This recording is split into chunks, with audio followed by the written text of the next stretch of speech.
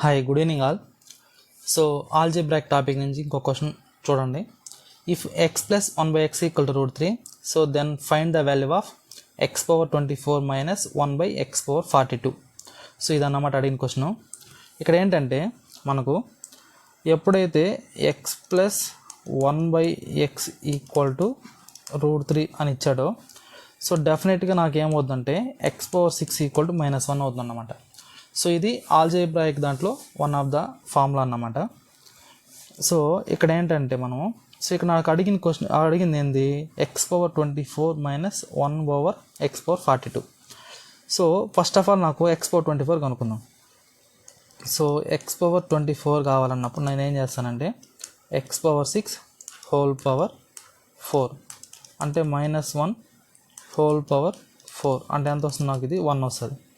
So అదేవిధంగా x⁴42, so దీన్ని ఏం చేస్తానంటే నేను x⁴6 హోల్ పవర్ 7. సో అప్పుడు నాకేం వస్తుంది, ఇది -1 హోల్ పవర్ 7 అన్నప్పుడు -1 అనేది వస్తుంది. ఓకే, సో ఇప్పుడు నాకు ఆన్సర్ ఏమొస్తుందంటే ఇక్కడ నాకు so x⁴24 over 1/x⁴42 that equal to, so x⁴24 అంటేనేమో 1 మైనస్ x⁴42 అన్నప్పుడు 1/-1. సో అప్పుడు నాకు 1 + 1 దట్ ఈక్వల్ టు ఎంత వస్తుందంటే నాకు ఆన్సర్ 2 అనేది వస్తుందన్నమాట. ఓకే, సో అందరికి అర్థమైందా? Okay, thank you. So next question చూడండి.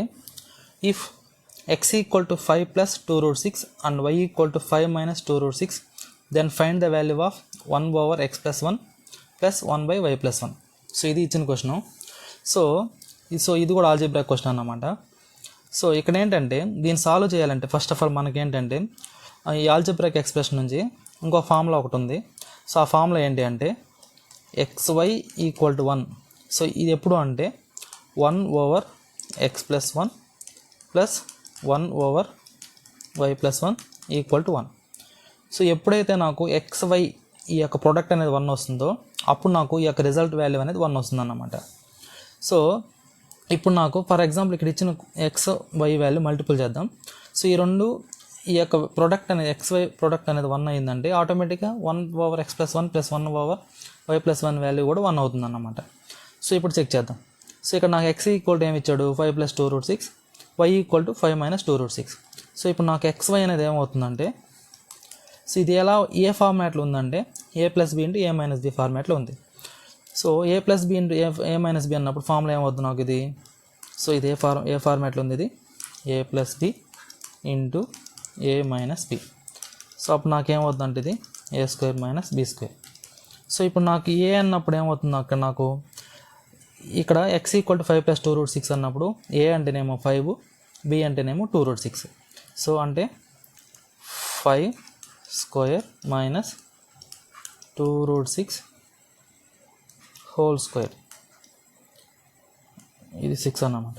ఓకే, సో ఇదేమో 25 మైనస్ ఇదంతా వస్తుంది 24.